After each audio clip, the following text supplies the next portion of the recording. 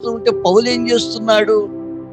ఈ సాతానుడు ఈ విధముగా కలవర పెడుతూ ఉంటే, ఈ సాతానుడు ఈ విధముగా అభ్యంతరము వ్యక్తము చేస్తుంటే, మొదటి దినముననే ఎందుకు పౌలు ఆ యొక్క సాతానును గద్దించలేదు?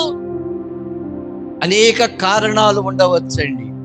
మొదటి దినమునే గద్దించి ఉంటే ఆ ప్రజలందరూ కూడా వ్యతిరేకులై దేవుని యొక్క సువార్త ప్రకటింపనీయకుండా చేసే అవకాశం ఉంటున్నది. అంత మాత్రమే కాదు, ఆ సాతానుడు ఏదో ఒక గలిబిలి సృష్టించి దేవుని కార్యాన్ని చెడగొట్టడానికి ప్రయత్నము చేస్తూ ఉన్నాడని పౌలు కొన్ని దినములు ఎంతగానో ఓపికతో సహనముతో ఆ సాతానుడు చేసే కార్యాలను సహించి ఉంటున్నట్లుగా చూస్తూ ఉంటున్నాం. కొంత సహించాలి మనం. దేవుని సంఘానికి, దేవుని సేవకు, దేవుని యొక్క వాక్యానికి సాతానుడు ఆటంకాలు కలిగించేవాడుగా ఉంటున్నాడు, పాడు చేసేవాడుగా ఉంటున్నాడు.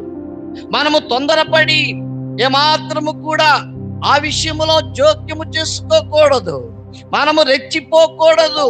సహనముతో ఉండాలి, ప్రార్థించాలి, ప్రభు సన్నిధిలో కనిపెట్టాలి.